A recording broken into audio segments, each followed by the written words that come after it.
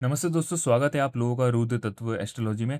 इस वीडियो के अंदर बात करेंगे परिवर्तन योग के बारे में। देखिए, परिवर्तन योग कैसे काम करता है इसकी बात करेंगे। उससे पहले मेरी एडवाइस है आपको, अगर आप इस पार्ट पे डायरेक्ट आ चुके हैं तो आप पहले के पार्ट्स प्लीज़ देख लीजिए, क्योंकि इस पार्ट पे अगर आप डायरेक्ट आओगे तो आपको वीडियो कम समझ आएगी। और अगर आपको एस्ट्रोलॉजी के अंदर आप नए हो तो आपको पहले के पार्ट देखने बहुत ज़रूरी है। तो हम आगे बढ़ते हैं परिवर्तन योग की तरफ। देखिए, परिवर्तन योग क्या होता है कि कोई भी ग्रह जब अपने दूसरे ग्रह घर में चला जाता है, जिसका जो मालिक है वो फिर उस घर में आ जाता है, तो परिवर्तन योग कहलाता है। अब इसके अंदर जो तीन योग बनते हैं, महायोग, दैन्य योग और खल योग। महायोग आपको अच्छे रिजल्ट देता है, दैन्य योग आपको बुरे रिजल्ट देता है, और जो खल योग है वो आपको खपाता है, आपकी मेहनत कराता है और आपके जीवन में संघर्ष बढ़ा देता है। परिवर्तन कैसे होता है, राशि परिवर्तन कैसे होता है, एक एग्जांपल लेते हैं। मिथुन लग्न की कुंडली हम ले लेते हैं। यहाँ पे 3, 4, 5। तो मिथुन लग्न की जो कुंडली है उसके अंदर यहाँ पे देख सकते हो केंद्र के दो घर बुध देवता को मिले, बृहस्पति देवता को भी दो केंद्र का घर मिले। अगर यहाँ पे बुध देवता इस घर में आकर के बैठ जाए एग्जाम्पल के लिए, और जो बृहस्पति देवता है गुरु वो इस घर में आ जाए, लग्नेश में आ जाए, तो यहाँ पे परिवर्तन हो चुका है दोनों ग्रहों का आपस में। एक दूसरे की राशि के अंदर दोनों घर बैठ चुके हैं, तो ये परिवर्तन योग बन गया, महायोग में ये आएगा। और इस योग के अंदर क्या होगा कि जब गुरु की दशा चलेगी या बुध देवता की दशा चलेगी, या फिर गुरु अंतरदशा में आएंगे, बुध देवता अंतरदशा में आएंगे, तो अच्छे रिजल्ट आपको मिलेंगे। आपके जीवन में आपको बहुत फायदा मिलेगा, बहुत लाभ मिलेगा। जो भी काम आप करोगे उसमें आपको बढ़ोतरी मिलेगी और सही रास्ते पे आप जरूर जाओगे इस पीरियड के अंदर। ये आपके जीवन में आपको देखना है कि आपके अगर परिवर्तन योग बन रहा है, महायोग बन रहा है, तो उस पीरियड के अंदर आपका कैसा समय रहा, कैसा समय बीता, या फिर अगर आपके जीवन में ऐसी दशा आने वाली है और ये स्थिति आपकी कुंडली के अंदर बन रही है, तो आपके जीवन में आप समझ लीजिए कि अच्छे दिन आपके आने वाले हैं। और अगर आपके जीवन में ऐसा चल रहा है और आपको रिजल्ट नहीं मिल रहे हैं, तो उसका एक ही कारण हो सकता है कि या तो गुरु जो है वो कमज़ोर है या बुध देवता कमज़ोर है। कहने का मतलब, जो ग्रह आप देख रहे हो परिवर्तन योग के अंदर महायोग बना रहे हैं, उन ग्रहों की डिग्री कमज़ोर हो सकती है, या फिर वो सूर्य देवता से अस्त हो सकते हैं। तो ये दो कारण की वजह से वो आपको रिजल्ट नहीं मिल रहे जो आपको रिजल्ट मिलने चाहिए थे। तो इसके लिए आपको क्या करना है, आपको इन दोनों ग्रहों की पावर बढ़ानी है। बृहस्पति देवता की पावर बढ़ाओ या फिर बुध देवता की पावर बढ़ाओ, जो भी ग्रह है परिवर्तन योग के अंदर, वो उस ग्रह की पावर बढ़ाने से आपको रिजल्ट अच्छे मिलने लग जाएंगे और आपको फायदा पूरा मिलेगा। ये चीज़ आपको ध्यान रखनी है।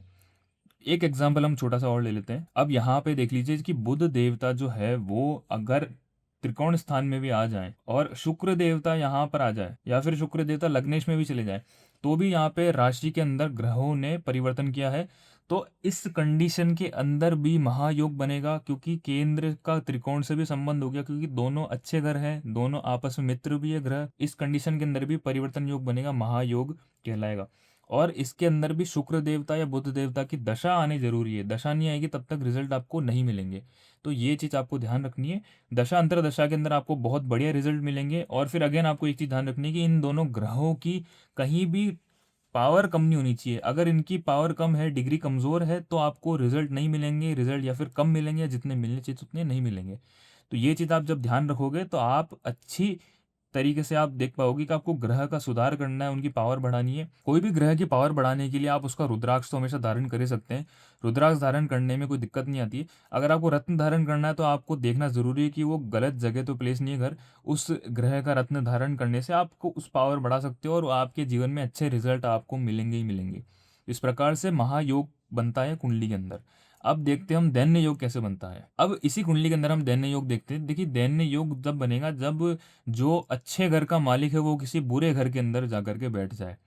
अब यहाँ पर आप देख सकते हो कि जो बृहस्पति देवता है या फिर बुध देवता है, वो अगर यहाँ पर आकर के बैठ जाए, जैसे कि बुध देवता यहाँ आ गए, और जो यहाँ पे 8 नंबर है मंगल देवता का, वृश्चिक राशि, तो मंगल देवता अगर लग्नेश में आ जाए या फिर चौथे घर में आ जाए तो वो दिक्कत देने लग जाएंगे, आपको परेशानी देने लग जाएंगे। और लग्नेश लग्नेश तो यहाँ पे पीड़ित है ही, क्योंकि उससे लग्न दोष लग रहा है।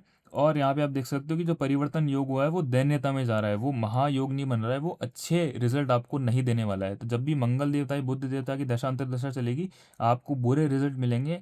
आपके जीवन में आप संघर्ष बहुत ज़्यादा आपके बढ़ जाएंगे और अच्छा कुछ भी नहीं जाएगा उस पीरियड के अंदर, आप हमेशा दुख ही पाएंगे फिर।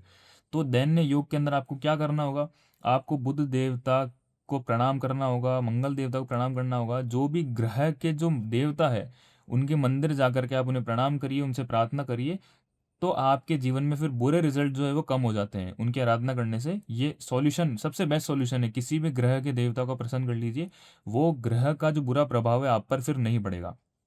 इस प्रकार से आप फिर दैन्य योग के अंदर जो बुरे रिजल्ट है उन्हें कम कर सकते हैं, और उन उस ग्रह का आप दान भी कर सकते हैं। जो बुरा ग्रह है उसका रत्न कभी भी धारण नहीं करना है, क्योंकि बुरा ग्रह का रत्न धारण करने से उस ग्रह की पावर आप बढ़ा दोगे, और आपको फिर और बुरे रिजल्ट मिलेंगे, और ज़्यादा आपके जीवन में दुख दर्द परेशानी बढ़ जाएगी। तो आपको बुरे ग्रह की हमेशा पावर को कम करनी है, उसका दान करना है, तो उससे आपके जीवन में आपको फायदा ज़रूर मिलेगा। अब एक बात करते हैं आखिरी योग की, जो है खल योग। अब खल योग कैसे बनता है? दो योग मैंने आपको बता दी। महायोग आपको अच्छे परिणाम मिलेंगे, अच्छे रिजल्ट आपको मिलेंगे, और इसके साथ में मैंने आपको एक दैन्य योग भी बता दिया। जो दैन्य योग है वो आपको बुरे रिजल्ट देगा। और एक बनता है खल योग। खल योग क्या करेगा? आपको खपाएगा। तो कर्क लगन की जो कुंडली है, उस कुंडली के अंदर जो तीसरे घर का मालिक है वो लग्नेश का शत्रु है, जो बुध देवता है वो चंद्र देवता के शत्रु है, तो बुध देवता मारक है। तो अगर चंद्र देवता यहाँ पर इस कुंडली के अंदर बैठ जाते हैं तीसरे घर के अंदर, और बुध देवता यहाँ पर बैठ जाते हैं, तो यहाँ पे राशि परिवर्तन हो चुका है, और इसके साथ में जो परिवर्तन योग है वो खल योग बन रहा है, क्योंकि तीसरे घर से संबंध भी है, और तीसरे घर का जो मालिक है वो लग्नेश का शत्रु भी है। तो इस केस में क्या होगा कि आपको संघर्ष बहुत करना पड़ेगा, आपकी भागदौड़ बढ़ जाएगी, आपकी यात्राएं बहुत ऐसी कठिन जाएगी, आपको संघर्ष करना पड़ेगा। और इसके साथ में ही जो लग्नेश के अंदर बुध देवता बैठ चुके हैं, तो यहाँ पे बहुत ही एक कॉम्बिनेशन है वो अच्छा नहीं बन रहा है, तो आपको बुरे रिजल्ट मिलेंगे चंद्र देवता या बुध देवता की दशा अंतर्दशा के अंदर। तो इस कंडीशन में आपको मेहनत करनी पड़ेगी, भागदौड़ करनी पड़ेगी, लेकिन आपको रिजल्ट भी अच्छे नहीं मिलने वाले, क्योंकि जो तीसरे घर का मालिक है वो लग्नेश का शत्रु है। अगर तीसरे घर का मालिक लग्नेश का मित्र होता, तो आपको भागदौड़ करने के बाद, खपने के बाद आपको अच्छे रिजल्ट भी जरूर मिलते। खल योग के अंदर आप खपेंगे जरूर, लेकिन अगर तीसरा घर जो है और जिस घर से राशि परिवर्तन हो रहा है वो अगर दोनों ग्रह योग कारक हैं, तब तो आपको खल योग के अंदर अच्छा परिणाम मिलेंगे। लेकिन अगर वो मारक ग्रह की कैटेगरी में आ रहे हैं, तो फिर आपको बुरे रिजल्ट मिलेंगे। और महायोग में से अच्छे रिजल्ट मिलेंगे, देन योग में आपको बुरे रिजल्ट मिलेंगे, और खल योग में डिपेंड करेगा कुंडली के ऊपर। इस प्रकार से आप परिवर्तन योग देख सकते हैं अपनी कुंडली के अंदर, और इस योग को देखने के बाद आप ये डिसाइड कर सकते हैं कि आपको उन ग्रहों को शांत करना है या उन ग्रहों की पावर को बढ़ाना है। उनकी दशा या अंतरदशा के अंदर रिजल्ट आपको फिर उसके अकॉर्डिंग ही मिलेंगे। मैं उम्मीद रखता हूँ आपको इन्फॉर्मेशन अच्छी लगी होगी। आगे और ऐसी वीडियोस आती रहेंगी। इस वीडियो को देखने के लिए आपका बहुत बहुत धन्यवाद।